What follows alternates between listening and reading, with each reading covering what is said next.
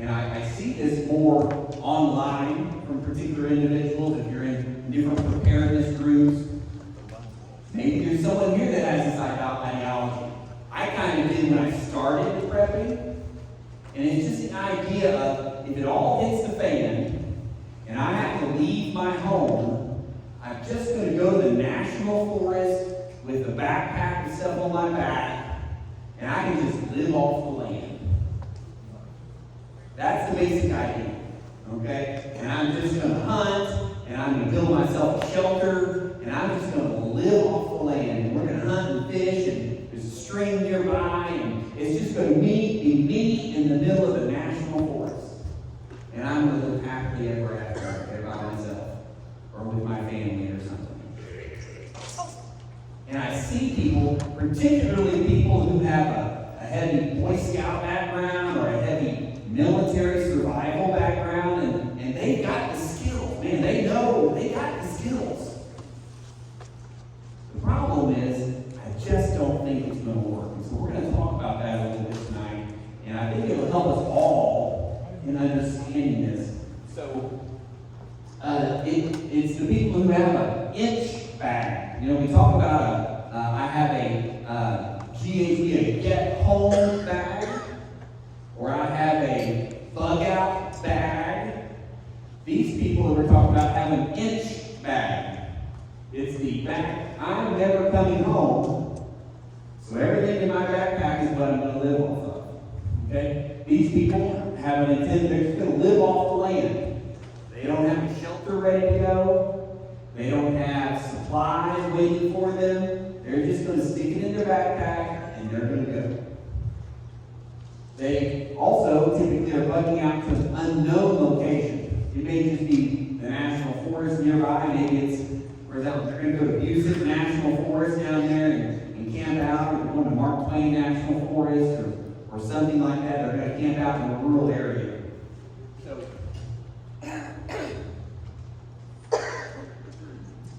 So what this presentation is not about, and these people I'm not talking about, is people who are leaving fast when they need it. Some of you, man, that's not like that. Okay, we okay?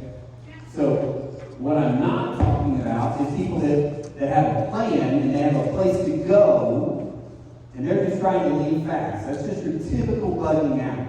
That's not what I'm talking about here. Okay? Particularly if you live in a city or somewhat of a suburban or urban area, I would encourage you when it all hits the fan to leave and to leave quickly. But you should have a place that you plan to go to, and you should have preparations set up for that place. So, or if you're just leaving for a short period of time, that's not what I'm talking about in this presentation. So, some situations dictate that you do leave fast and immediately. A wildfire, other localized disasters, again, those are not what I'm talking about here. By the way, in your notes, Pastor Wiles provided us with an article there. He sent it to me, and I published it there with permission from the author. I don't remember who the author was. But that 3 pages there was actually a really good little article about this same topic. So if you're convenient, you may want to read that. But basically, it is sometimes hard for us to comprehend a drastically different environment. So when circumstances in life all hit the fan, and life is drastically different, here's what I'm talking about. Anytime there's a situation where there is without rule of law, in other words, law enforcement is no longer doing their job, okay? Or what does this stand for? A different rule of law. So if marauders are the rule of law, they're controlling it, situations, and that might be a different rule of law. But any situation where there's increased violence or bad human behavior that's just rampant, okay? So in a situation where you're going to take everything in your backpack and you're going to go live in the national forest, you're anticipating that there's some kind of a rule of law where you're going to get attacked constantly. Well, it's hit the fan type scenario, you're going to have lots of violence. There's going to be a lot of people exiting from the cities, right? Can you all anticipate that? And where are they going to go? The countryside. And a lot of them have the plan of, I'm going to the forest. I'm going to the national forest. You know, so you're going to be what might be I take my kids camping many times in their childhood. And we go out to the Mark Twain National Forest and we camp. Sometimes we'd be out there 2 or 3 days and we wouldn't see a soul. It would just be us. Okay? That's what they're anticipating when they think, I'm going to bug out and I'm going to go to the National Forest and I'm going to live. They're anticipating that they're going to be isolated out there and they want to be isolated. It's just going to be them in the woods. But is that in reality what's probably going to happen? Everybody else is going to think the same. Yeah. They're going to have thousands of other people exiting the cities and coming out there thinking the same thing. I'm going to go out there and hunt. I'm going to go out there and fish. I'm going to go out there and live on the land. So that's not going to work very well. There's going to be famine, crops, and wildlife. What happened during the Great Depression with wildlife? Too much pressure on the wildlife. Many species almost went completely extinct during the Great Depression. Why? Everybody who had a gun was going out there and they were going to hunt. And they weren't obeying the wildlife rules if there were any back then. But they were hunting, and just like a buffalo, think back to settler times when there were millions of buffalo on the plain, and we hunted them to almost extinction. The same thing almost happened during the Great Depression. Well, imagine that now. We have a much larger population of people in the United States now than we did back in the 1920s. We have a lot more guns. Okay? What are people going to do? When they're hungry, they're going to start hunting. And they're not going to care about the rules. And we're talking about without rule of law. And so very quickly, both domestic livestock and wild animals are going to be hunted to basically extinction. So how long can you live off the land in that environment? Not very long. Okay. What if there's a nuclear, chemical, or biological disaster? How well is that going to work out living out in the woods? You got something out there that'll protect you from nuclear fallout? No? Not going to work. Okay. What about you're out there living by yourself and you get sick or injured? How well is that going to work out for you? Probably not real well. How many of you, I'm sure many of you have watched the TV series Alone? Okay? And what's the premise here? These people, in an effort to win $500,000 or $1 million, they agreed to be put in geographically isolated camps by themselves, and they see who can last the longest. And they go to Alaska, they go to Paraguay, they go to different locations around the globe, and they just try to live by themselves. These are people who are very experienced survivalist type people. They got lots of skills. But what's the longest any of them have ever lasted? Does anyone know? Anyone watch that series enough to know? I think it's 112. 112 days. Okay? So why is it? And a lot of these people are gone in 24 hours, 48 hours. With $1 million or $500,000 incentive, why can they not? My microphone is not doing good. Why can they not stay more than 24 or 48 hours or a week? Injuries. Fear. Yeah, you got wild animals, wolves and bears out there. They get sick. Psychological. Starvation. They don't have adequate food. Mental problems. Is it? Getting or cold environments, Can't find anything to eat. can't find anything to eat. Nothing to drink. A lot of them don't like the loneliness of being out there by themselves. But I can guarantee you, if those people who are out there by themselves, I'm going to have to take the microphones. Give me just a second, I'm sorry.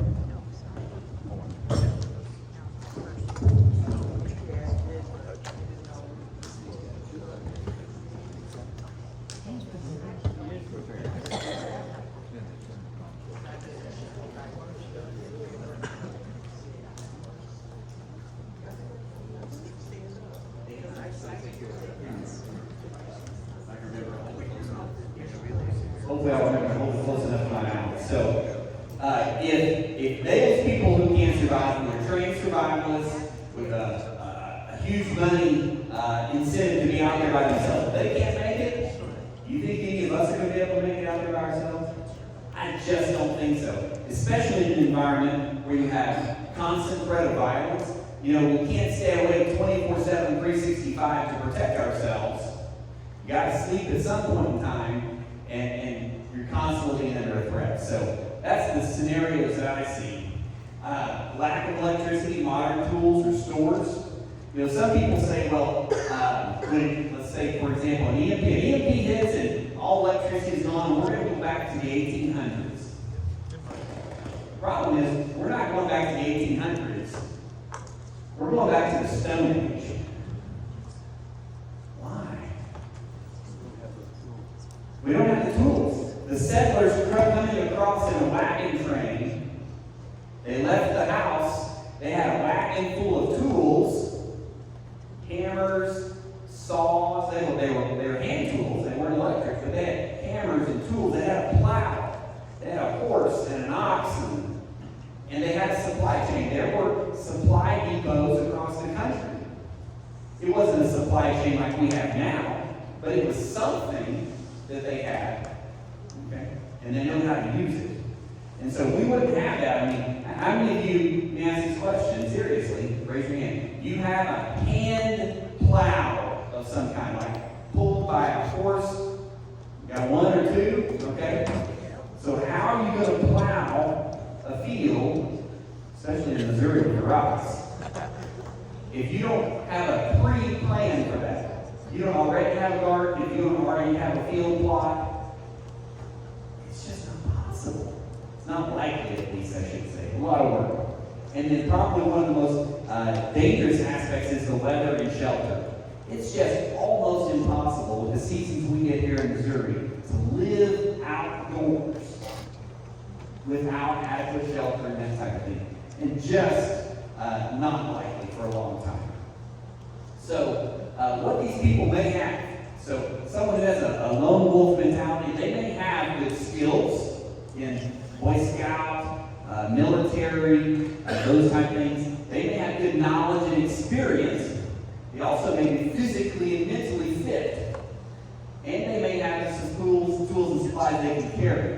But what they don't have is all the other stuff for the supplies. What they likely don't have is an accurate understanding of the conditions. Again, the conditions would be lots more people in the forest, potential violence, potential situation where all the food, wildlife is eliminated.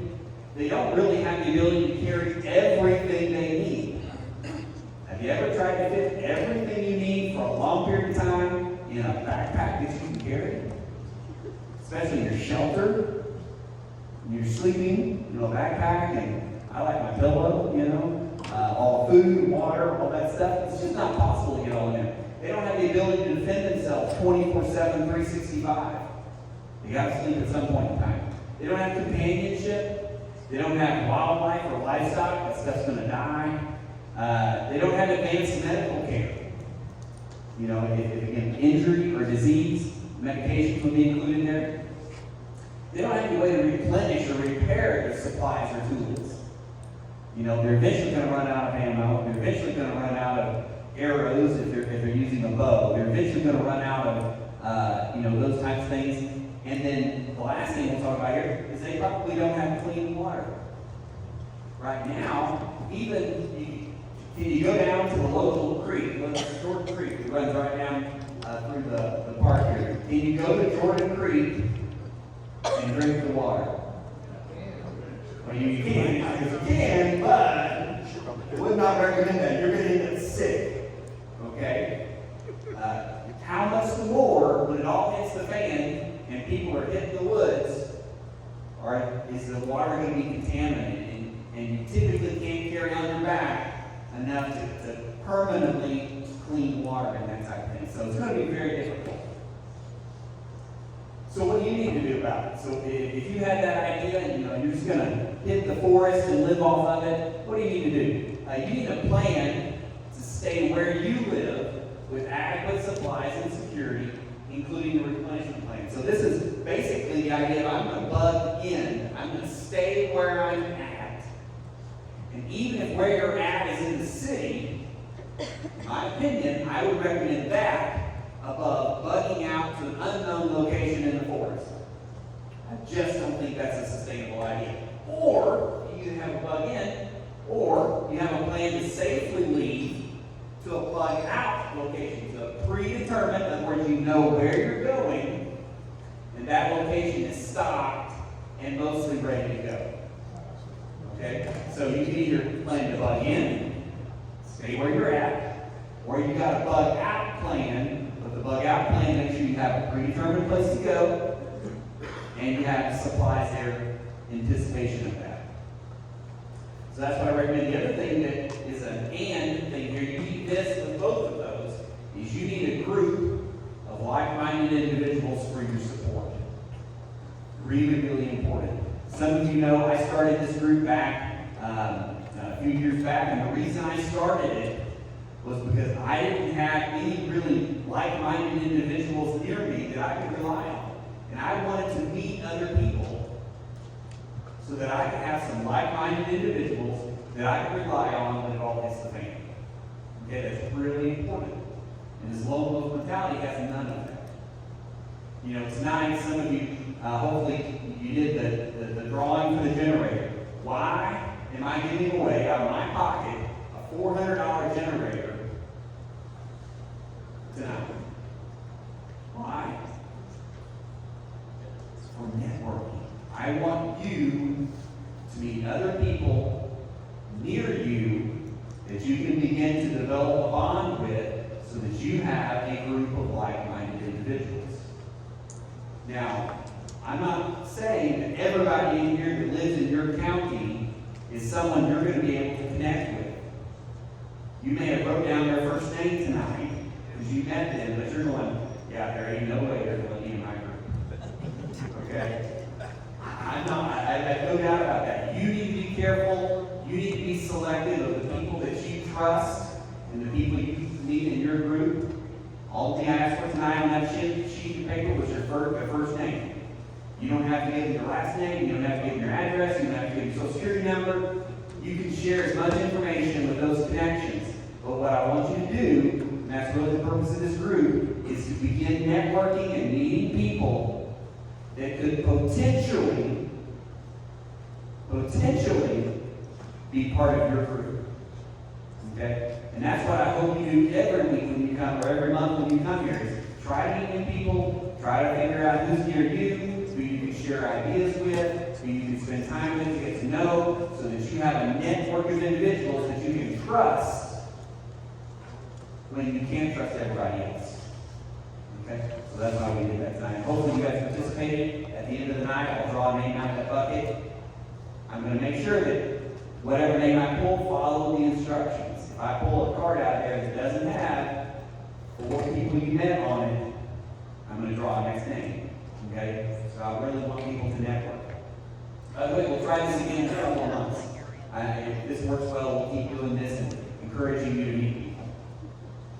Let's go on. The next presentation is about water. Well, let me ask this. Do you have any questions about the lone wolf mentality? Have I adequately discouraged you about just, I'm going to live off the land? I hope so. Question back here. This isn't a question. Okay. I had a conversation online today on a different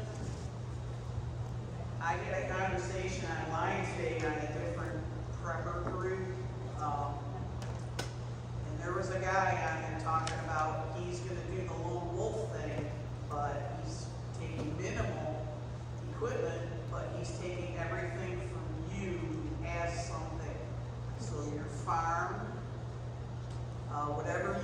God, there are people out there who are preparing to do just that. They're going to take from you. They'll kill your livestock and take it. They'll kill you if they have to. This guy was carrying on how he's going to do that and how he practices his moving target shooting and all kinds of stuff. He made quite a few statements. The other thing I would suggest, I know a lot of you probably do have properties and you work very hard and you have nice pantries and all that, and you have family who probably live in the city, who their plan is to just come home. I would encourage everybody who does that to make a plan for how much food people eat, and that these others who are not doing the work on your property, that they make an investment if they plan to come, and a continuing investment. Maybe that's just another topic some other time.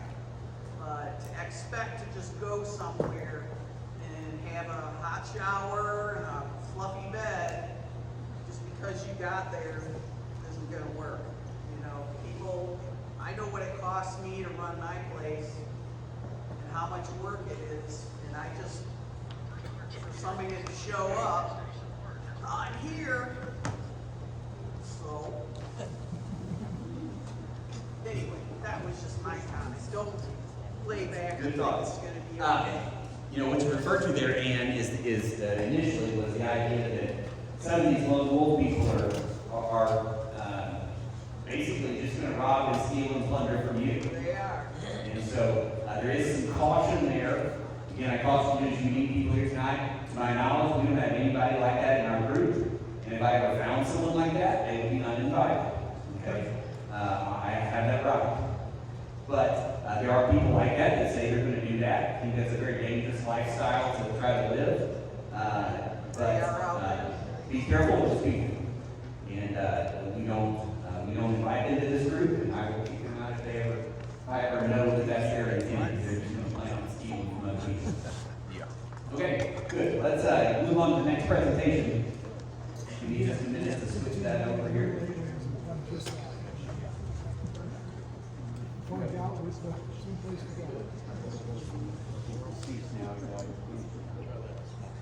He had 100 guns, and he didn't carry no pantry, nothing, the same thing. That's his plan. I don't use it. I don't need to store food. Take what you got. So, the main two resources, if I would encourage you, if you want to learn more about the topic we're going to talk about tonight, water collection and storage, I recommend books every time I teach.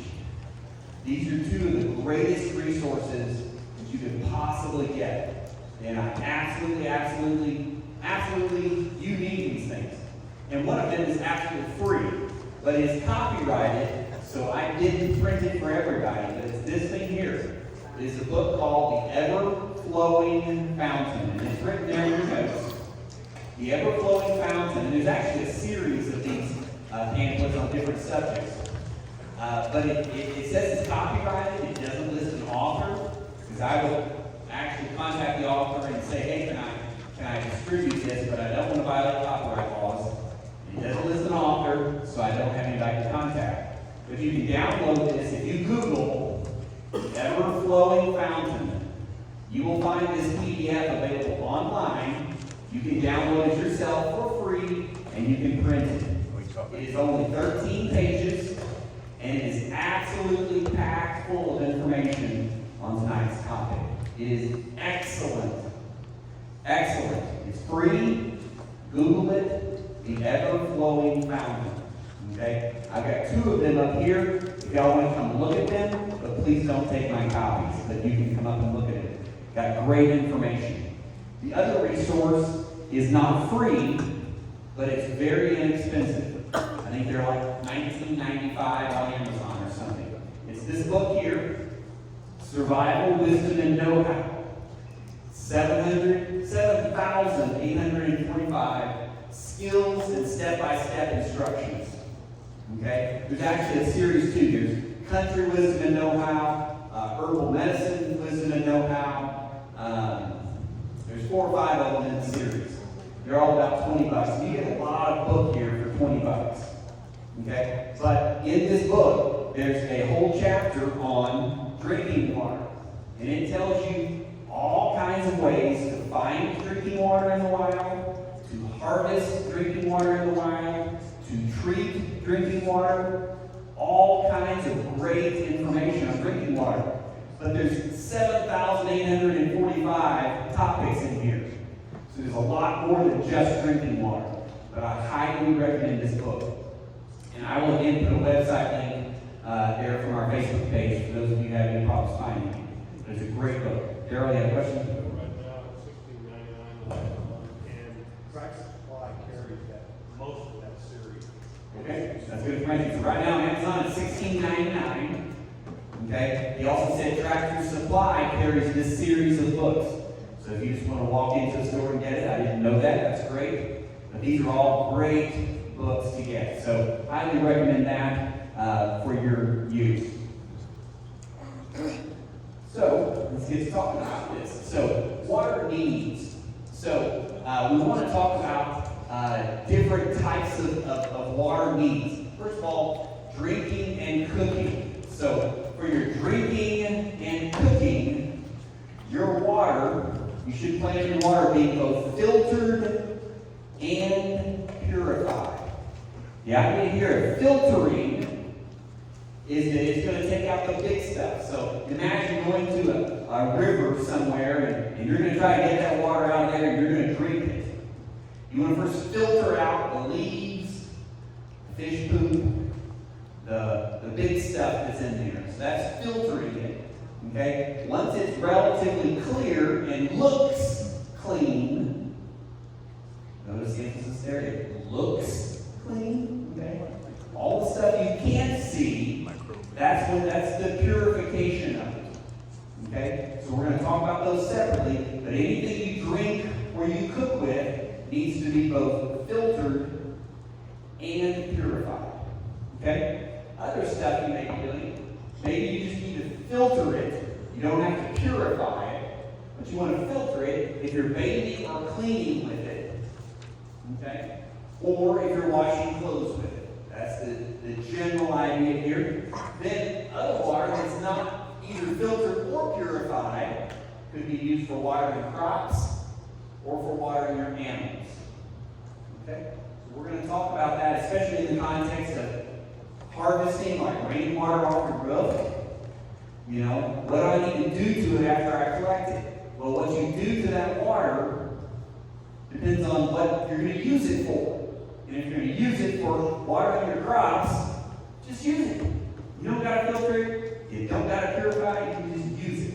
But if you're going to drink it, you got to filter it and purify it. We'll talk more about that later. So how much water do I need? Well, you need a minimum. Again, we're talking a situation where you can't just walk up and turn on the tap water. How much water do you need? You need a minimum of 1 to 2 gallons of water per day, per person, to survive.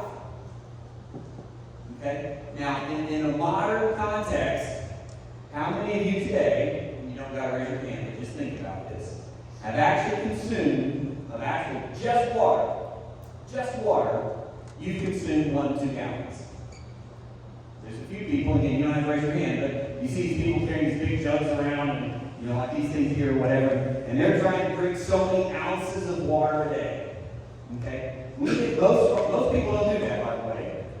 Most people get their water content from what? Coffee, soda, tea. Some people drink an actual water. Some people get water in the food that you consume. That actually counts towards water. Okay? But our bodies need water. Okay?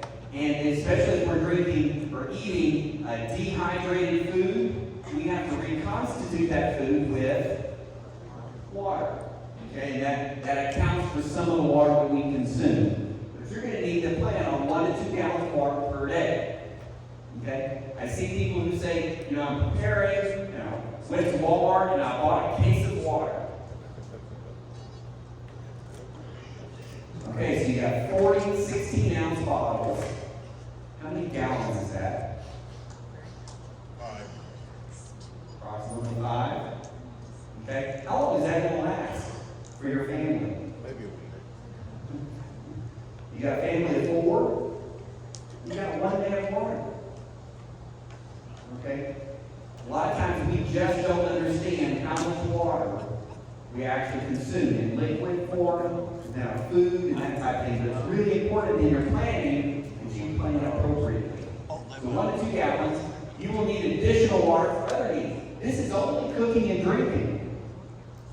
If you want to wash your hands, if you want to wash clothes, if you want to take a shower, if you want to take a bath, if you want to water your garden, if you want to water your animals or your livestock, that all takes extra water. So it's really, really important that you have a plan for what you're going to do when the day comes that you walk up to your faucet and you turn the handle and nothing comes out. What are you going to do? That's what we're here talking about tonight. So, water filtration and purification. Water should be filtered until it appears clean. So again, if you're going to a dirty source, if the water does not look clean, it should be filtered to the point, repeated through the filter, whatever you need to do, until it looks clean. And then from there, after filtering, then you purify by either boiling it or you add chemicals. We'll talk about solar purification. Yeah, let's go down. There are ways to do it, but it is at an extra step of purifying it that actually kills the things you cannot see. Viruses and bacteria, those types of things. Okay? Any questions on that? It's really important we understand that.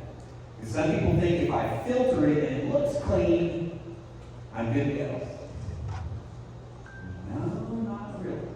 We'll talk a little more about that in detail. I also have a video. One of our previous lessons in this group a couple of years back was specifically about water filtration and purification. And so if you look at our YouTube channel and you go back and look, you'll be able to find that teaching on that specific subject. So let's talk about water filters. Water filters are typically portable. Sometimes they're not. I mean, I have whole house filters like this in my home, in line with my water system. So this would be a water filter, okay? But typically, in this scenario specifically, we're talking about portable water filters. There are also larger volume filters, like a Berkey. Anyone have something like a Berkey or something like that? Okay? And they, will hold 2 or 3 gallons of water, and they filter through it and have a little spigot to come out. Those are great filters. If you have a filter like that, it's really important that you have on hand extra new filters. Because once that one filter is done with, what are you going to do if you don't got extras around? It's going to be difficult. Question? Does it filter and purify? Okay. The answer, Daryl says no, it does not filter and purify. Just filter. Can you get different filters for it? Maybe different things? But you need to be really careful when you're buying these filters. There are some filters. Let me give you an example here. This would be a portable filter. This is what I love to use for backpacking. My son will remember as a kid when we took him camping. This is a filter. We would go to the stream, drop a little hose in there, and we would pump it. And water would come out, and we would drink the water. And they were like, "This is the best tasting water I've ever tasted." I mean, it was great. We never got sick. Okay, but it still doesn't kill viruses. It gets rid of bacteria. Gets rid of protozoa. Gets rid of fish poop. Gets rid of dirt and sediment in the water. But it doesn't get rid of viruses. Why? They're too small. We're talking a measurement of microns. Viruses are too small for a filter like this. So why did any of my kids or me ever get sick when we pumped the water out of this this, and this didn't get rid of the viruses. Species barrier. We didn't boil it. Heard someone say it. Species barrier. Most viruses do not cross the species barrier. So in a wild stream in the middle of Mark Twain National Forest, where are most of the viruses coming from that are in that water? Animals. Viruses, as a general rule, do not cross the species barrier. So if I've got viruses in there from the deer, and the fish, and the rabbits, and the birds, they will not harm me as a human. So non-zoonotic, that's the right medical term from a medical professional. Non-zoonotic. Okay? However, in a everything hits the fan scenario, and all of our city sewage systems are dumping fresh sewage into the rivers, where is that fresh sewage coming from? What species is it originating from? Humans. All of a sudden, we're in a scenario where we go to the river, we go to the stream, and it now contains sewage from a human. Guess what? Cholera. You're going to get the viruses, and this is not going to prevent them. So what do you got to do? You can't just filter it, you have to purify it. And purify is either the chemical, you can do it with sun from UV, or you can do it from boil. That was the other one, boil. Okay, that's how you do it. Okay. At least 5 minutes. At least 5 minutes.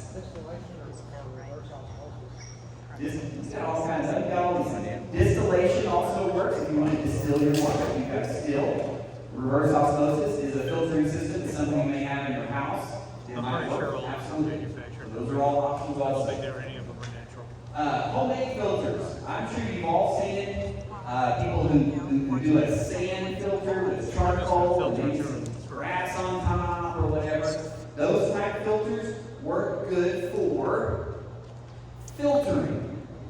But after you filter it, you still have to purify it, which is, again, boiling or chemicals like bleach or something like that. So one of the things I saw recently was a nice bucket filter. And they actually did this with 5-gallon buckets. I have these little buckets here that just as an example. But they would stack the buckets like such. I can get it all come apart for me. So again, imagine this is 5-gallon buckets, but you can do it with these small buckets also. But they would do it like this, 4 high. In the first bucket, they would actually leave the lid off. And in the top bucket, they would put what we would call coarse filtration medium. That means something big to catch the big stuff. Typically gravel, rock. If you got a creek in Missouri, all of our creeks have creek gravel. So you can just take the creek gravel, or gravel from a driveway, or gravel from the side of the road. You can put something coarse in here, and it filters out the big stuff.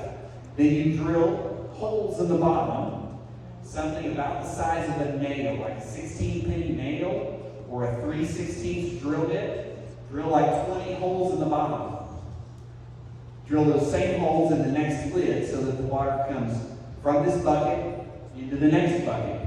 In the next bucket, we put something that's more fine and small. Sand is the most common thing. Okay?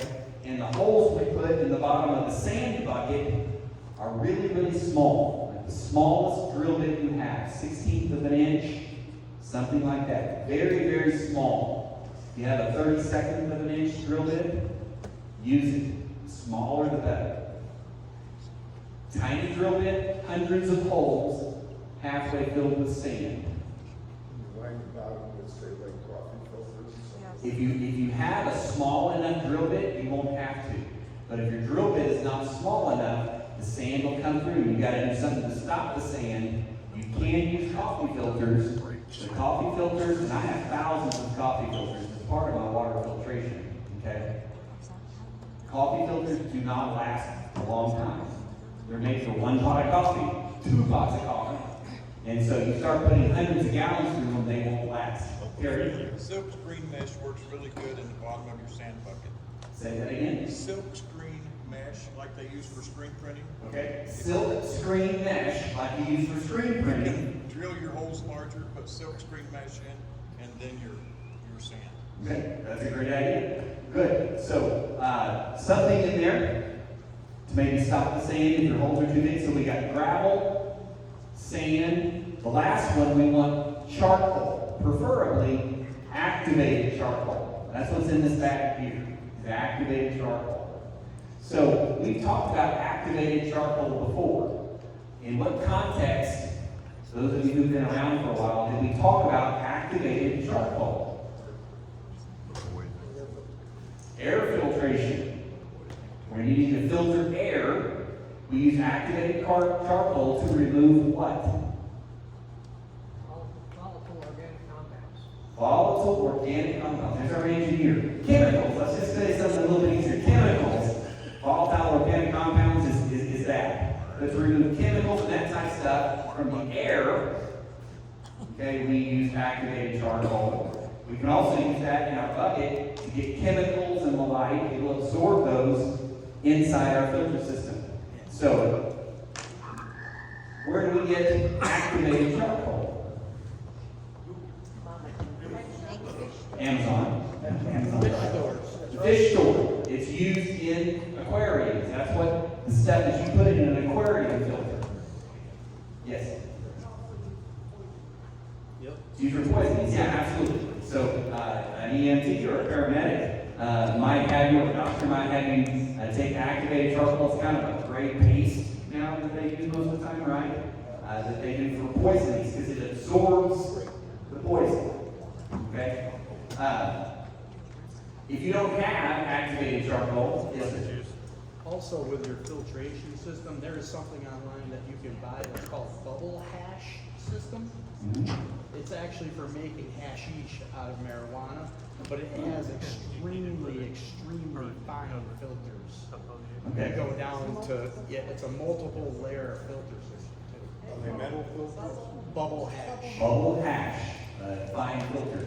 So if you don't have activated charcoal, but you want to make this, you can make your own charcoal. What do you need to make your own charcoal? Hardwood. You need wood and fire. Yep.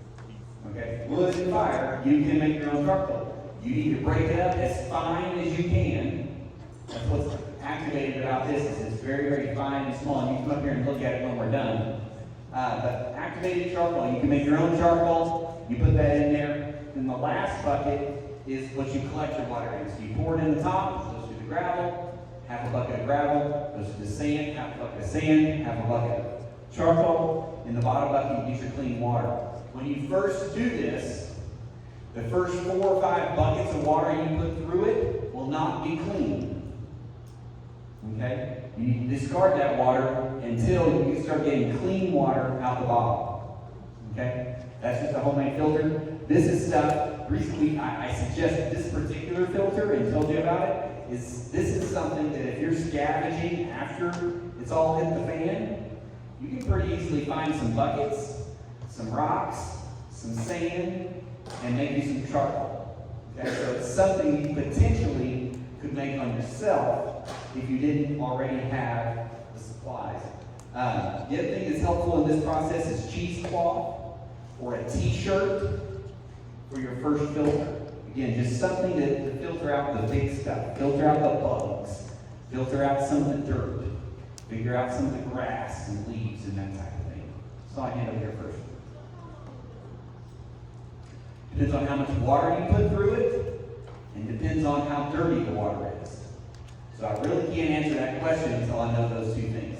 All your filters, this mini sawyer here, filter up to 100,000 gallons. Well, how much you actually get out of this depends on what I just told you. How dirty is the water that you're putting in? If you're putting in really dirty water, you're not going to get anywhere near 100,000 gallons. But if the water you start with is almost perfect, you're not getting 100,000 gallons out of it, but it's going to be a really slow process at the end. But that is also true with any of these filters I tell you about. How much water are you putting through it, and how dirty is the water to begin with? How do you determine like the activated charcoal? Like you just wait until, okay, the water's not coming out clean. It's not coming out clean, something's wrong, I need to get something different. If it's coming out with a smell, the activated charcoal is not suitable.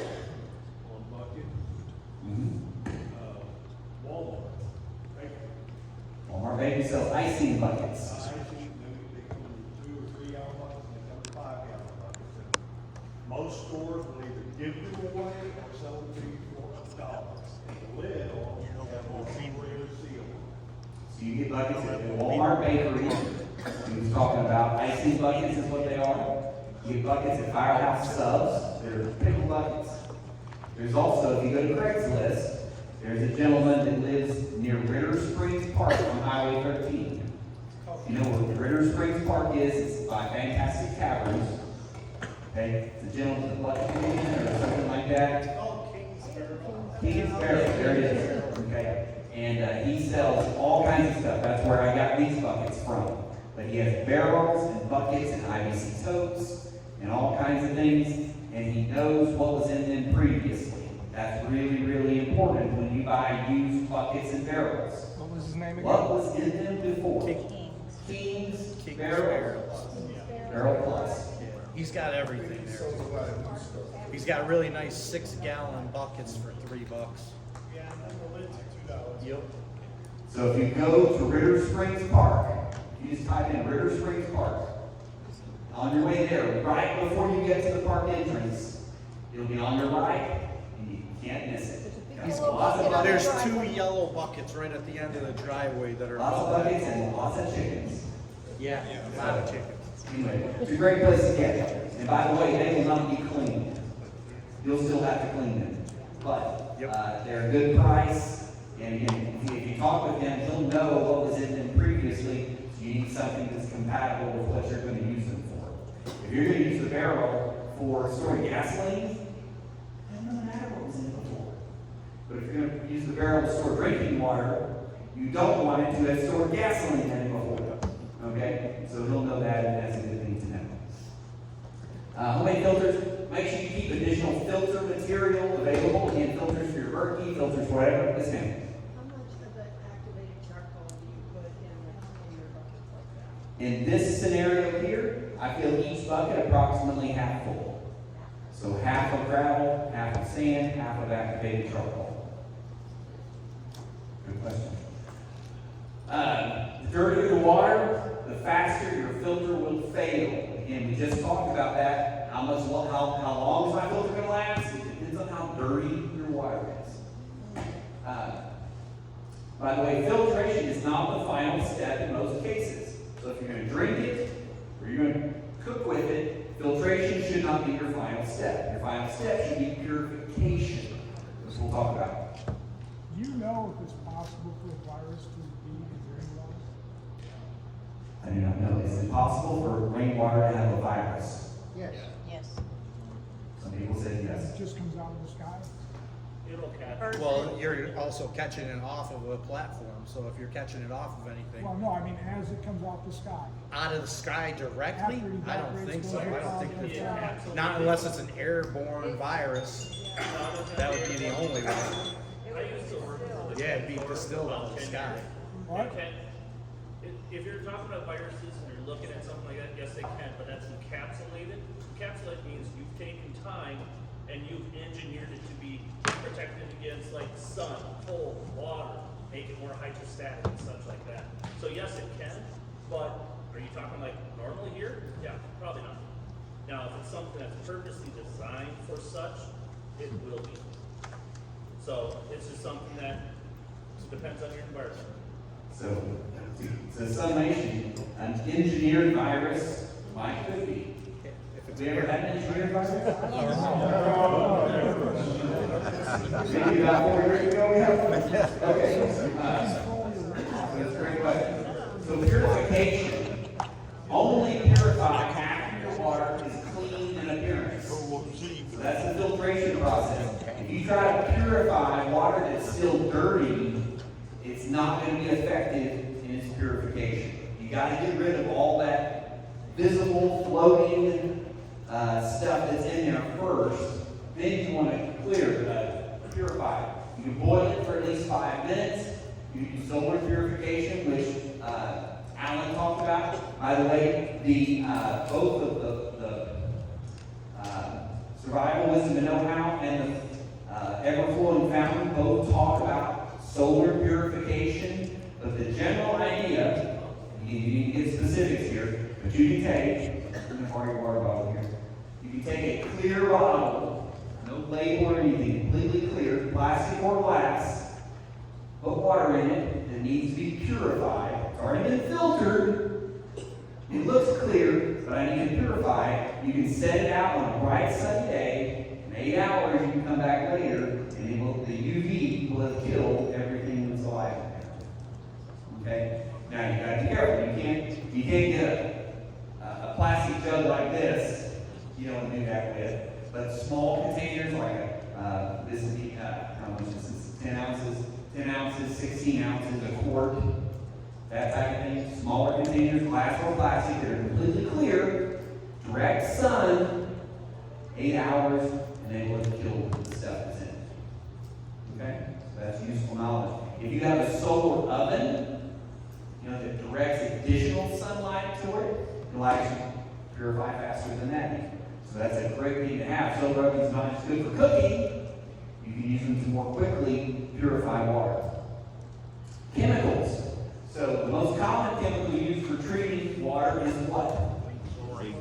Chlorine bleach, right? Chlorine bleach is sodium hypochlorite most commonly. And so the problem with chlorine bleach is that if we store it for preparation purposes, for prepping, bleach over time, from the instant it's made, it begins to lose its potency. So by the time you get it off the store shelf and you take it home and you store it for a future use, within 6 months it's lost so much potency that it's no longer actually good for your purpose. For purification purposes. I mean, it will still work if you pour lots and lots in there, but it's not readily working for purification purposes. So the easiest way to get around that is to do this. And there's information in your packet, I don't know what page it is. I'll tell you, it's close to the back, I think. The next, it's on the inside of the back page. And it says chemical disinfection of water using chlorine. So the top chart there is if you actually have bleach. There's some specifications about that bleach. How much bleach do you add to your water to purify it? It tells you there. The other thing, the next chart down is how to make bleach from this. Okay? It is commonly called pool shock for pools. Okay? And there's again some specifications on which kind and that type of thing. But it's calcium or sodium hypochlorite. And basically it's powdered bleach.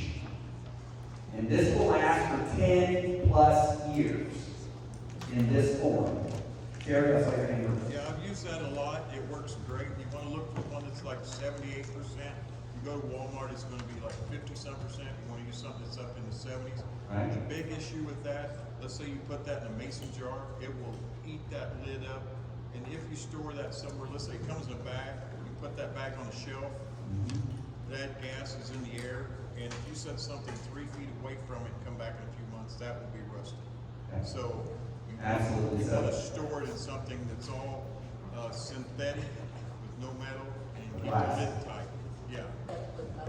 So Terry's absolutely correct. This stuff is dangerous. It's highly corrosive. If you put some in your hands, you need to get it out of there pretty quick because it'll start eating your skin. I mean, it's not an instantaneous thing, but you certainly don't want to get it all on your hand. It is very, very corrosive to metal, and even just in the air around it will eat the metal shelf that's sitting on. it'll eat a metal container that it's in, anytime like that, I recommend storing it in glass. Okay? And so this is how I store this. And then the directions, literally, what does it say? To make a gallon of bleach, you use 8 tablespoons of this to make a gallon of bleach. And you mix it up and it's good for approximately 6 months. Have you noticed any degradations from the gas system? I have not. I've had this one in here for about 5 years, and I have no problem with it. But it's not all created equal. Look at the percentage. Yes, look at the percentage of calcium or sodium hypochlorite that you have in it. This thing. What do you think about using swimming pool water? I have a therapy pool I put in the garage, so I don't get to use it. So the question is using swimming pool water. Absolutely. In an emergency situation, I would have no problem with using swimming pool water. We'll talk a little more about the specifics of that. I'm not just going to go up and drink right out of the swimming pool, okay? But yes, absolutely. We'll talk about that and some other options too. The hypochlorite we talked about, Walmart, 50%, where are you getting it from? I ordered online, but Amazon. if you get it, or Amazon, eBay, something. If you go to Walmart, it'll be in the 50-some%. You want something that's in the 70-some%. Yeah, and then if you do that, you know, he talked about filtering your water first. Well, after I purify it, I filter it again, but that's when I run it through the Berkey to take the chlorine taste out. So let's talk about chlorine for a minute. There's some instructions on there. If you're using bleach, it says it's relatively clean water, use 8 drops per gallon. If it's questionable water, use 16 drops per gallon. How do I know if the chlorine is actually working? So if I have, let's say, a bucket of water. Let me get a bucket here.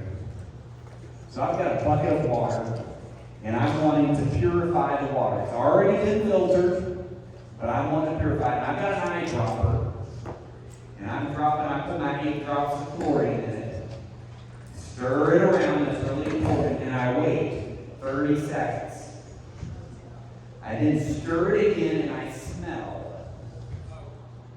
If I still smell bleach, I have properly disinfected the entire container.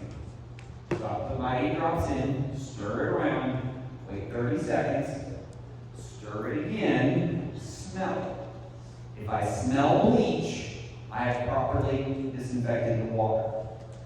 If I put my 8 drops in, I stir it around, I wait 30 seconds, I stir it again, and I don't smell bleach, I have not adequately purified the water. Okay, more drops, 8 more drops, repeat the process. What if I get too much bleach in it? You can dilute it with water, you can stir it, and you can let it set. It will evaporate. Like your pool, we talked about a pool. You just treat it with chlorine once and then you never have to do it again? No, you gotta treat it with chlorine constantly. Why?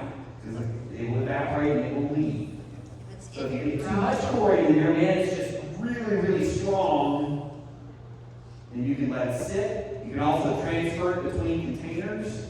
The other thing you can do if you get stale water, you transfer it between containers, it gets more oxygen in there, and it will release some of that chlorine. Y'all got into the camping section at Bass Pro, and you got any of these tablets, iodine tablets that you put in your water? So there's 2 little bottles here, if you look at this, and have them like pills in them. And you put 1 tablet into the water, and it kills everything. Then what are you going to do with the other tablet? You put that tablet in the water to get rid of the bad effects of the first tablet you put in it. I do not like these things. Okay? But if you have no other option, they are available. That's another source of chemical treatment for purification. I think I saw a hand over here somewhere. Yes, sir. Quick question on the purification of what was the other? Sodium hypochlorite? Yeah, hypochlorite. And with respect to if you can smell. Right. We were talking about pickle barrels earlier. And pickle barrels are very difficult to get rid of. Smell out of, yeah, almost impossible. The chlorine eliminate the pickle smell. may cover it with chlorine smell. Yeah. I don't know. But I'm not worried about the pickle smell. If I'm in a survival situation, I can care less if my water smells like pickles. Well, yeah. You know, that's the worst thing. Some people, like my mother would have never, If you get thirsty enough to drink water that smells like pickles. Yes, if you go to Race Brothers, I can smell my barrel for Race Brothers. They commonly sell pickle barrels. And so, fine with me. I don't care if my water smells like pickles. Okay, we got to keep moving because I'm running out of time here. That's purification. Water sources. Let's talk about where you're going to get water. Again, we're talking about a scenario where you walk to the faucet, you turn it on, and it doesn't work. Water is not coming out. Where am I going to get water? Hopefully you've got water stored to some extent, but it's impossible really to store adequate water for long term. Okay? You've got a family of 4, and you want to store a year's worth of water. Do the math on that. That's like 1,400 gallons minimum, and you still can't take a shower? Man, you need a lot of water if you're just planning on storing it. So let's talk about where can I get water when maybe my storage is running low, for example. So, what's this thing right here?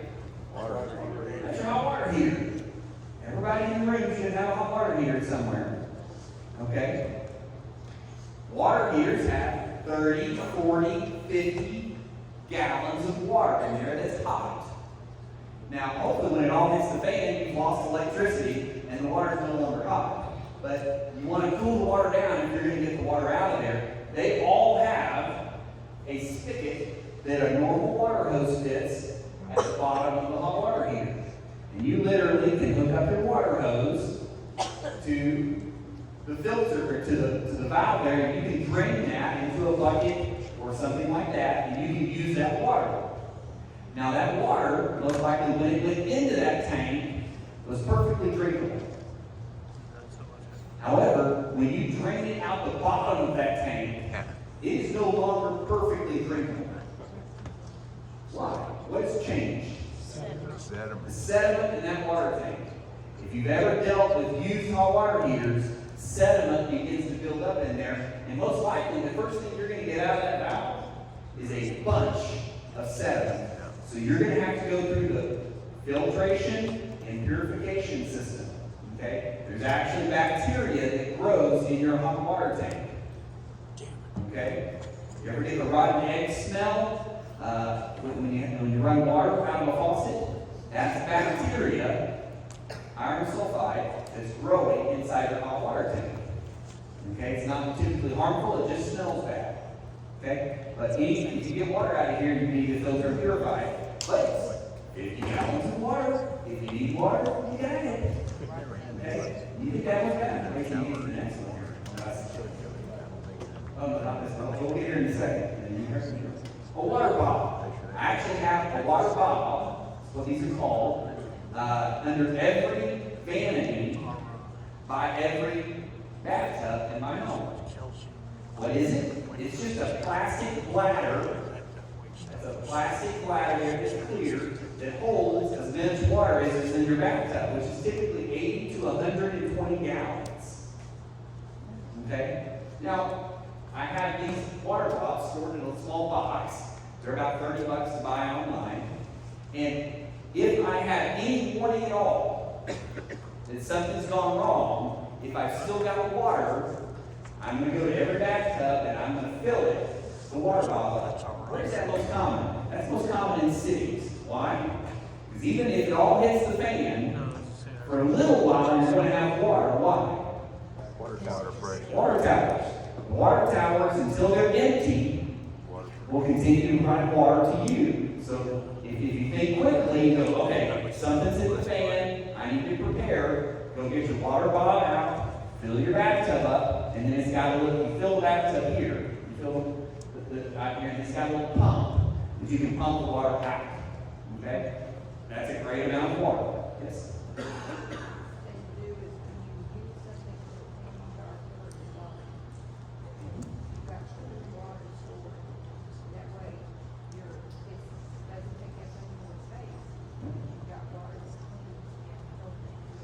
So, as our canning expert tells us, a canning jar, a glass jar, takes up the exact same amount of space in your storage, whether it is empty or whether it's filled with water.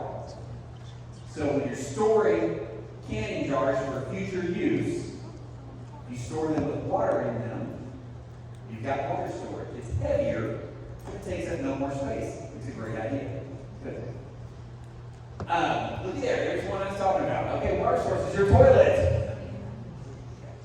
How many of you are excited about that option? Yeah. My dog is, yeah. Well, so, and I'm not really talking about the toilet, the water in the toilet bowl. I'm talking about the water in the toilet tank. Again, the water in the toilet tank, when it was delivered to the toilet, is clean, drinkable water. Now, it's in there. I wouldn't drink it directly from there. But it is water that you could use for drinking purposes if you filtered it and purified it, is what I would do any water I got in the toilet tank. Okay? But that is water that's certainly usable. Your hot tub. I'll bring a really long straw. Okay? Or your pool, same category here. Great sources of water, 400 or 500 gallons, thousands of gallons. Great source of water. Would I just go up and drink out of it? Now, our kids play in the pool and they drink the water, and they also do what in the water? Yeah, they pee in the water. Okay? So is that water you just want to immediately drink? No. But in an emergency situation where you needed water, I would absolutely go to a pool or to a hot tub, and I would get that water, I would filter it, and I would purify it, and then I would drink it. Okay? Great source of water. That's for the rivers, ponds, and creeks, we're talking about, bug out, people going to the forest. Yeah. How many times have you been camping to see somebody standing over a pee in the water? Yeah. They don't go 100 yards away from the water to defecate or pee. They stand at the water edge. So that's where you're going to get bacteria and absolutely. human pathogens. That's why you have to, in that kind of condition, you still have to filter that water and purify it because people are stupid. You know? And all the much more when it all hits the fan. If you've heard me speak, again, you can go back to our previous meetings and watch about sewage. Really, really, really, really important subject. If you have not watched the video or been here for the teaching on sewage, you need to go back and watch that. It's really, really important, okay? But just to shorten it down, when it all hits the fan and the sewage treatment plants from every city in the country stop working, they will either back up into your house or they will go on bypass. What does that mean? That means all the sewage goes right through the plant on bypass, means it doesn't go through the cleaning process and dumps straight into what? Rivers around our country. That's where all of our municipal treated water already goes. Once it's treated, it goes straight into the river. The James River gets all of the Springfield municipal sewage after it's treated. Well, if it's on bypass, all the sewage, raw sewage, is going into the James River. You definitely need to filter water, streams, creek water for many reasons. Okay? Especially after it all gets clean. Ice and snow is a great source of water, but make sure you melt it and bring it up to room temperature before consuming. You will actually use a whole lot more energy if you're just eating snow to get water, but you're consuming a ton of energy from your body to bring it up to where it's actually melted. So melt it before you consume it. Evaporation. So there's ways you've seen it. You're in the desert or out in the woods, and you dig a hole in the ground, and you get a piece of plastic and make kind of a funnel-looking thing with a rock at the bottom and a bucket, and the ground will evaporate water. Some of you are looking like I just gave you a foreign alien concept. That's the type of thing. It works. Not any quantity. It's not easy, but it's enough for one person to survive on. You can also take leaves from trees and plants and put them in a clear Ziploc bag and there's ways you can get a little bit of water out of it. It's no substantial amount, that's exactly right. If you want to learn more about those survival type techniques, the book Survivalist and Know-How talks about those. Okay? Again, those are going to be a short-term solution because they're not going to get much water. Okay? But it is possible. Toby, Yes. rainwater harvesting, I didn't see that. You good now. Okay, water sources we're talking about. Let's talk about a water well. Okay? I have a water well at my home. How many of you, raise your hand, you have a water well at your home? So pretty much, if you live in the country, you got a water well. If you live in the city, you don't got a water well. That's the general breakdown, okay? If you've got a water well, it's really, really important that you understand it. But additionally, if you don't have a water well, you also need to understand, a really good piece of information is to understand how it works and how you can potentially use it in a time of need. So it could be your own water well, or it could be a water well nearby, or someone that you came across in your scavenging or something like that. So getting the well water. First of all, if you own a well, you need to understand the information about your well. Here's what I mean. What is the static water level? So how far down till I get to water? Then you need to understand the depth of the well. Does this go down? You know, the water level may be here, but the bottom of the well will be further down. What are those levels? How many horsepower is your pump? And how much energy does it consume? Those are all things you need to know about your water well. It will help you make a lot of decisions on how to get that water in an emergency situation. Okay? So, you know, the ideal thing is just to use your normal electricity to get the water out of the well. That's what we do on a day-in, day-out basis. How do we know where do you find that information? Okay, when it was drilled, sometimes they write that information somewhere on the pressure tank or the switch, that type of thing. If you don't know that, we'll talk about here. Well, let's just talk about it now. Okay, so if you want to figure that out, there's several different methods. Again, our YouTube channel has different methods. The most easy method, least expensive, but it doesn't always work, is this right here. You take, what's that, a water bottle? You fill it halfway full with water. I don't care what the water is. Halfway full. You then tie a string to a washer through it. I drilled a hole in the cap. Tie a washer on the other end of it to the string. That just allows me to put the string and hold the bottle. And then I'm going to lower it in my well until I no longer feel the weight of the half-filled water bottle. Why? Because it's floating now. I then mark my string, pull it out, and measure. That's your static water bottle. Okay? That doesn't always work. See our video on our YouTube channel. It gives you several options and explains it in detail. There are other ways to determine that. Okay? You can call your well service person.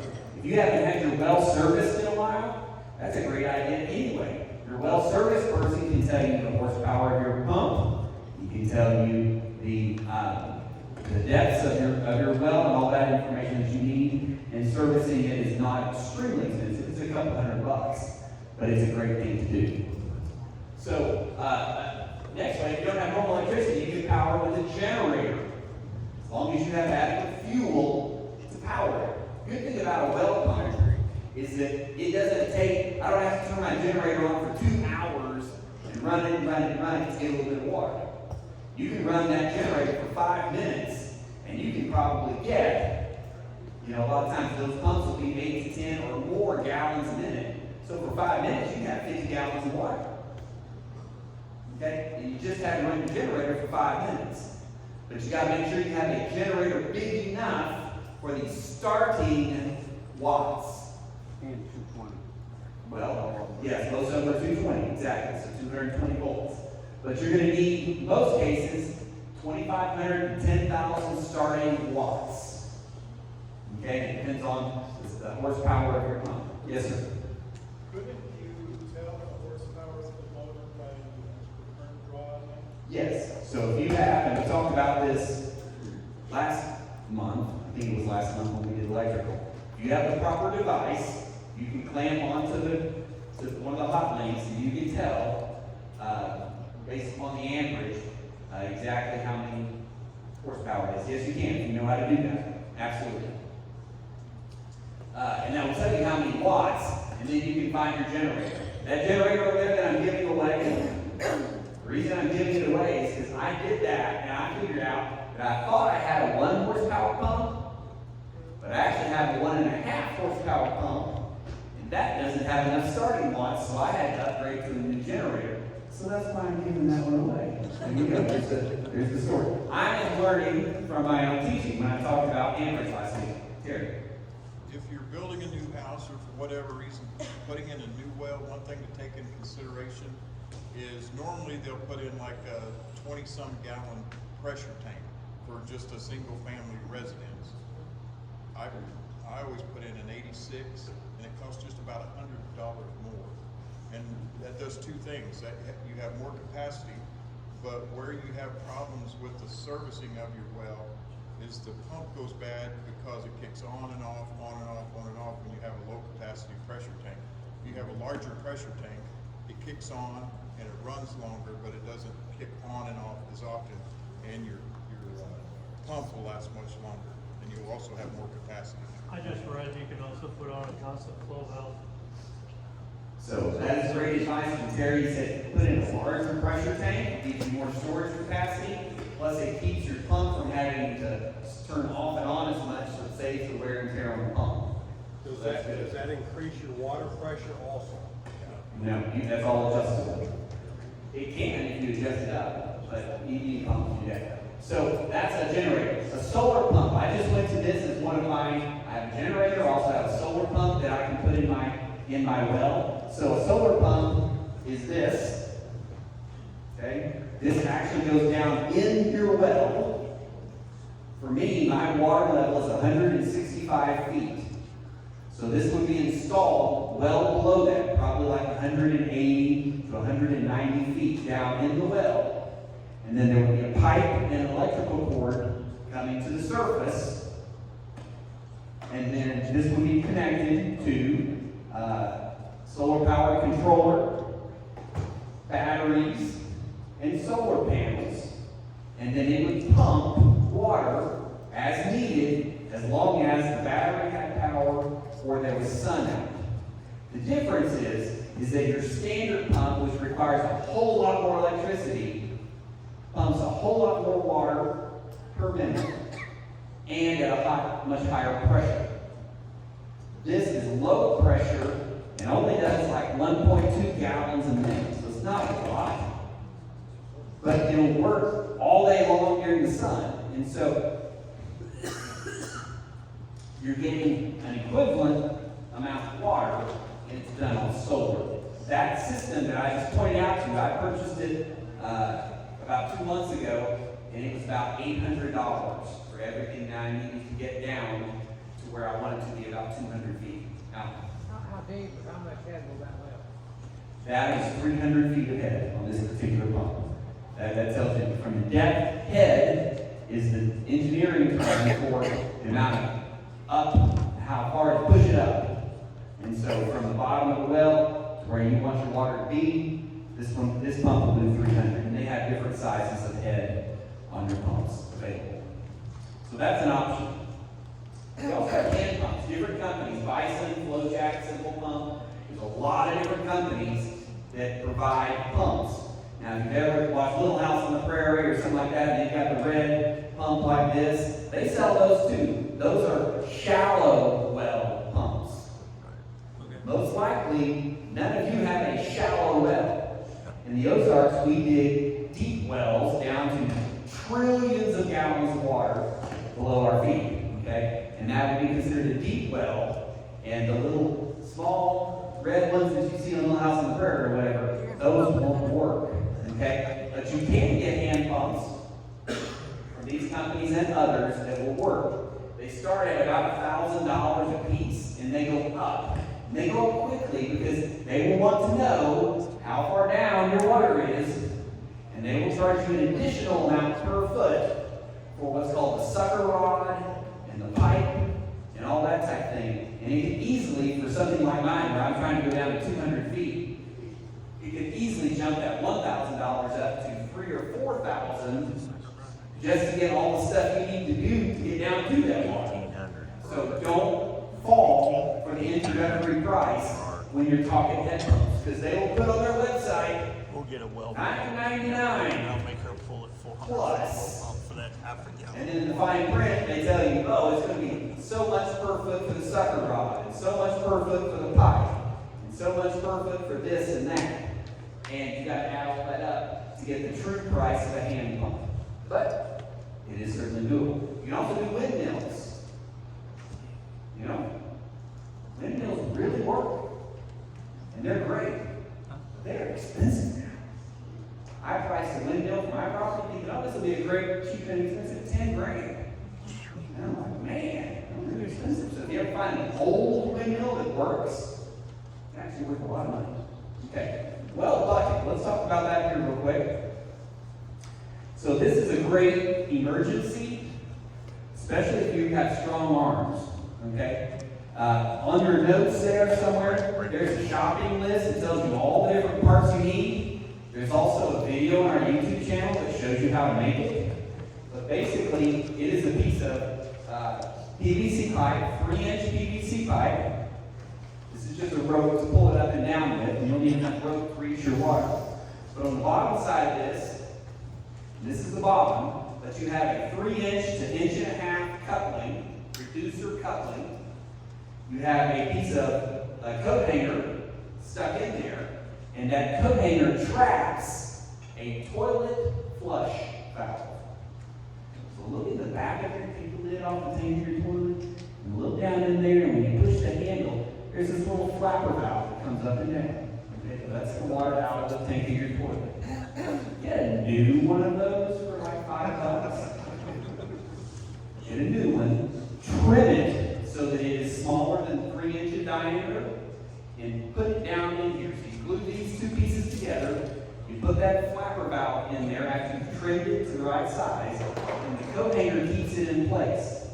What happens is, after you've removed, again, we're talking when it all hits the fan and your well is not working, you remove the actual well pump that's down in there.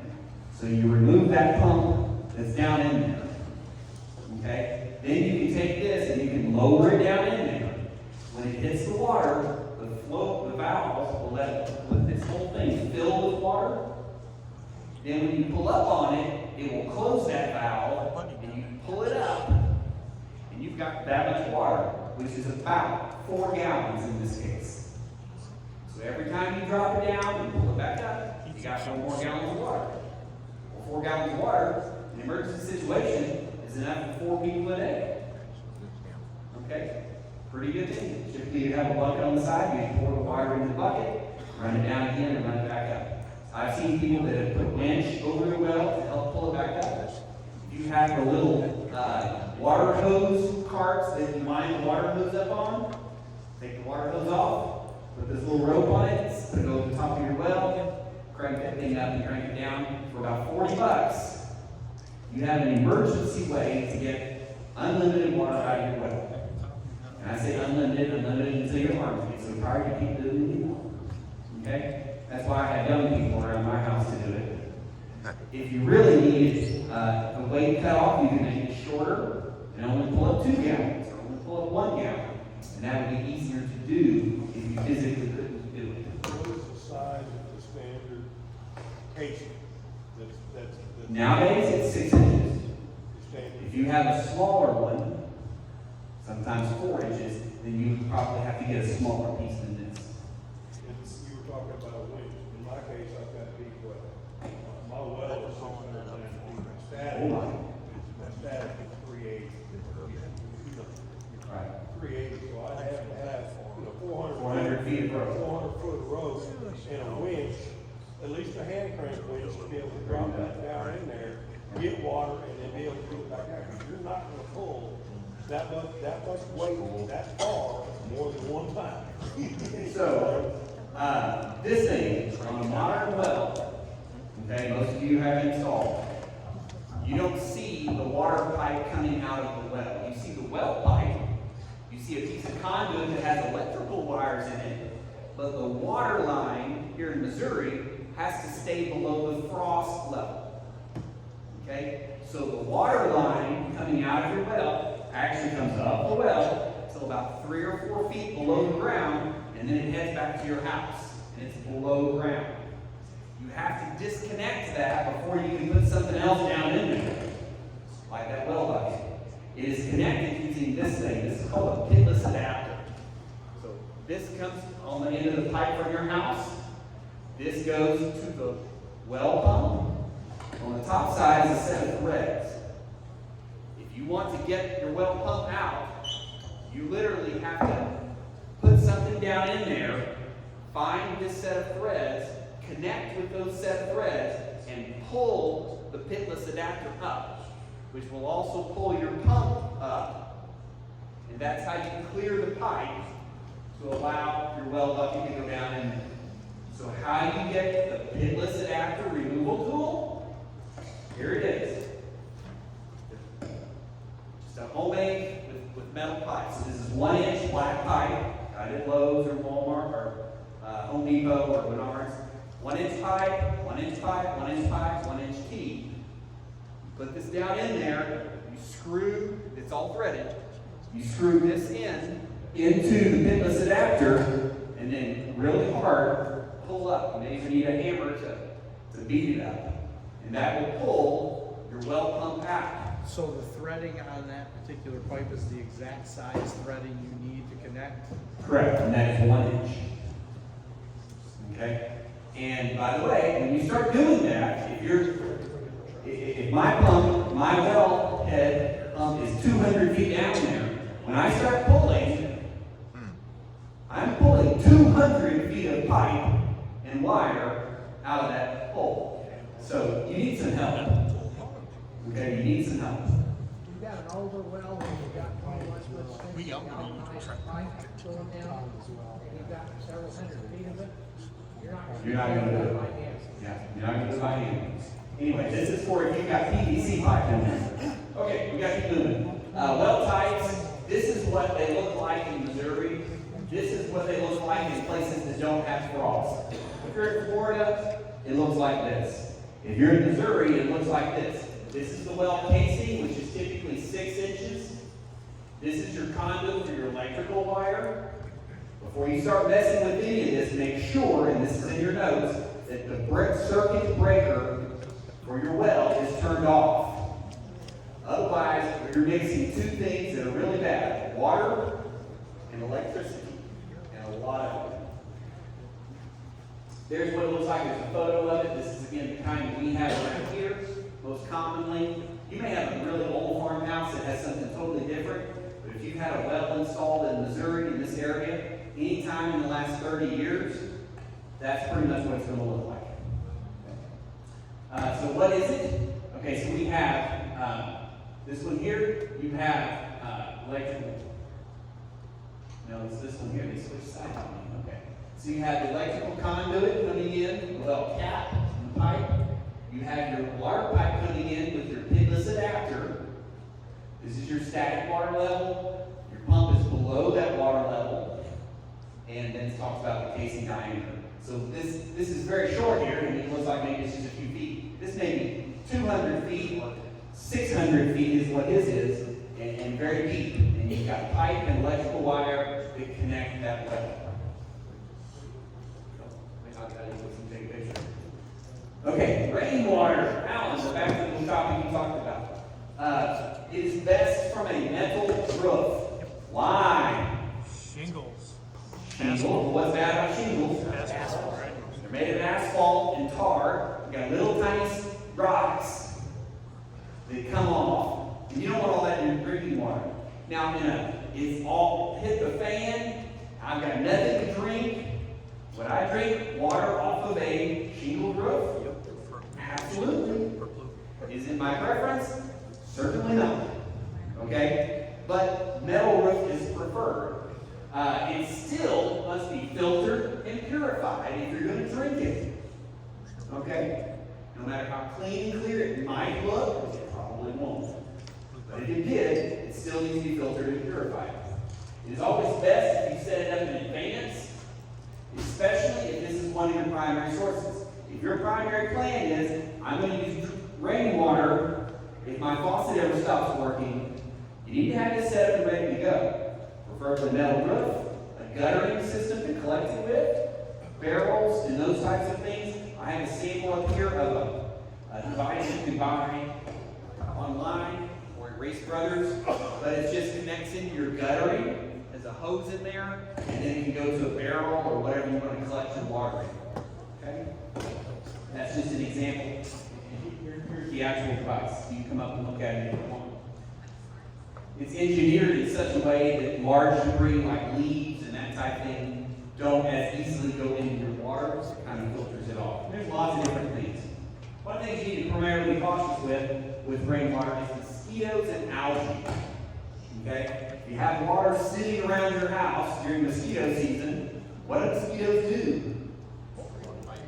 They multiply, they lay their eggs in that, and you're going to get lots of mosquitoes. You need to be careful of that. There's several different ways online you can research to make sure that the mosquitoes don't have access to your standing water. It's typically by using a very fine screen or something like that. Again, I won't go into all the details there, but if you're planning on using rainwater harvesting, make sure you address mosquitoes and algae. So how do we address algae in rainwater collection? Covers. Prevent the sun from getting to it. Algae will not grow in a dark environment with no sun. So if you've got a container that is not transparent, light will not get through it, that's preferable. A really dark colored barrel. If you have a light colored barrel or something where sunlight can get through, you might can drape a tarp over it. There's several different things you can do, but you don't want sunlight getting to it. That will foster algae growth. However, no matter what, even if I get algae, or if I don't have algae, I'm still gonna, if I'm gonna drink it, still gonna filter it and purify it. Okay? Make sure you know your annual rainfall amounts in drought links. In the Springfield, Missouri area, what's our average annual rainfall? 45 to 50 inches. So 48 inches is the right answer. Is that adequate rainfall for your purposes? Also, you need to, if you're going to use rainwater, you still got to be able to store enough for drought periods. So if you're planning on collecting rainwater off your roof, most of the time, if you don't get at least a half inch of rain, you will get no noticeable collectible amount. By the time it falls, it's muddy, it gets your guttering system, it gets down. If you don't get at least a half inch, you're not going to get any significant amount of water. So what's the longest period in this area that we will go without a half inch of rain? You study that, it's 50 plus days. And when, what time of year does that happen? Not in the summer. Our driest time of year is actually late fall into winter, where we don't get significant amounts of rainfall. Okay, so we're talking November, December, January. Now, obviously, July and August, we commonly have a drought also, correct? Okay, but the longest period is actually November, December, January when we have it. So you got, I say all that to say, you've got to have a storage method in case it's not raining, that you have enough water if you're relying on rainwater. Yes, ma'am. I have an IBC tank collecting off my asphalt road. I use it for my garden. Do I need to drain that during the winter? So, she says that she's got an IBC tote, which is those typically about 4 foot by 4 foot squares. Okay, they have a metal cage around them. IBC tote, they will hold between 275 and 330 gallons. We'll talk about them here in just a second. But she said she has rainwater that she gets in there that she uses for her garden. That's a great point. Okay, does she need to drain it during the winter? The answer is not necessarily. Unless it's full, when it freezes and expands, it will not break the tank. Okay, there's enough give there.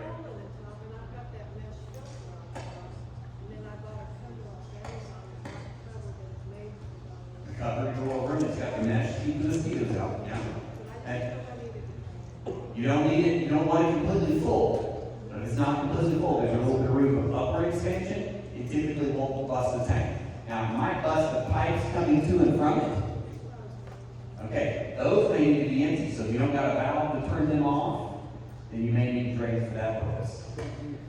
Yes. Yes, ma'am. Carl and I set up a system like that a couple of years ago, and we put bales of straw around ours and if we touch over us. And Bales of straw insulated from freezing. come off the ground and put straw underneath them over the top of them and on the sides. Very good idea. And the truck puts out the alcohol. Question? I had 6 IBC tubs full of water on the south side of the house. And we were back east to Wisconsin, but it was in the winter. Right. And I never had a problem freezing. Okay, so he had 6, he put them on the south side, and had problems with freezing. Questions? So I have a bunch of fiberglass tubs, about 40 of them. The smallest one holds 750 gallons of water. They're free. Anybody wants them. Okay, so he's offering, repeat what he said. He has Well, about the 40 smallest one is 750 gallons. fiberglass 2 feet tubs. by 6 foot by 8 foot. The smallest one holds 750 gallons. He's willing to give them away for free. He's got pictures and that type of thing. If you want to see him after the meeting, that may be something you're interested in. Okay, rainwater collection. Here's one I found offline. Again, the water comes in from the gutter system and fills across. Some have lids on them, some don't. Obviously, they fit together in fiberglass. And then there's a way to distribute it on the bottom. There's a lot of great ideas online. So water storage, real quickly, we're out of time. On the very back page of your notes, the very back page, there's a chart I got from providence.com, a great resource there. It talks about very different ideas for storage. It's really important when you're storing water, if possible, you start with a clean container and clean water. You start with a clean container and clean water, what you're going to get out of it at the end of the storage period is going to be a whole lot better results than if you start with a dirty container or dirty water. Okay? So make sure you're cleaning it and disinfecting the container before you use it, and then hopefully get clean water into it. Make sure you store it airtight, away from light, and away from chemicals that can leach into the water. One of the big things we can read online is putting it in a plastic container and putting the plastic container on concrete can leach chemicals up from the concrete. So store it not on concrete and that type of thing. Using plastic containers, use food grade containers. These are some of the recycling marks on the bottom, 1, 2, 4, or 5. They're typically food grade containers. You can have some portable containers. So a lot of people, I'm storing my water in 55-gallon drums. That's great. What if you need to get up and go fast? You going to strap a 55-gallon drum to your back? Probably not. That's about 400 pounds, okay? So make sure you also have some portable containers. Here's a portable 5-gallon. Here's another kind of 5-gallon container. Even things as simple as a 2-liter soda bottle that's washed out and you put water in it. Those are great water containers. Okay, they're food grade, they're thicker plastic, as compared to a milk jug. Milk jugs are way too thin for long-term storage. If you buy the 1-gallon jugs of water at Walmart and you store it for very long, it will actually develop its own leaks. Okay, just sitting there. It's so thin. However, typically your juice bottles or your 2-liter soda bottles have much thicker plastic and do a lot better job for storage. So use chlorine to purify it, and then see the handout we talked about for chlorine, the sodium hypochlorite, and storage options. This is a really good handout, and so look down through here. It talks about storing stuff in cisterns like this. Cisterns can be above ground or below ground. Okay, either one. Make sure they're a solid dark color, again for algae purposes if they're above ground. Here's different barrels you can get. And again, that barrel guide we talked about, King Barrels, has a lot of these options. There's the ICC tote we talked about. Or you can have smaller options, these water cubes that you can buy. Things like this and those water cubes are the expensive way to store stuff. But it is nice and they stack really well. They got spigots and that type of thing. This one here, you store it like this, And then when you're ready to use it, it has a spigot you can turn around and flip around, so it has an actual spigot on it. So there are some advantages to things like this, but this is actually one of the most expensive ways to store it, and there are a lot of other methods. I have a couple of them around for portability and for use when I do need something with a little spigot on it. We recommend. Real quick, we got just a minute or so, and we walk down your well. If you have problems with a well, and you can shock it with chlorine, these have all of it. It's like little balls. Yeah, I got with that chlorine. So little chlorine balls in there, and it tells you, like for the 16 well pipe, I put a quarter of a cup or something of these down in there. You just open up the cap on your well and drop them in there, and that will shock your well and kill anything that's down in there. That's good. Another way, you can also tell the wet depth of your water if really good, and it's on that video I talked about. You can actually, using the physics of it, you can drop the little pellets down in there. Using a timer, you can time how long until you hear it hit the water. You can do the math and figure out where your water level is. So that's all in that YouTube video.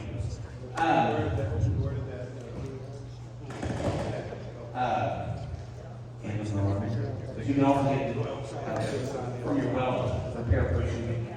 I always recommend a good transfer pump, and this is not considered high quality. This is Harbor Freight kind of thing, but to move water, the other thing that I use to move water is one of these. It just hooks up to your drill, your cordless drill, and 2 water hoses, and you can move water. That's always great to be able to transfer water. Obviously, we've got small water filters like this that are great for backpacking and stuff. Recommend those. I think that's all the stuff on the table. So last, just a couple of quick questions, and then we're going to do that drawing.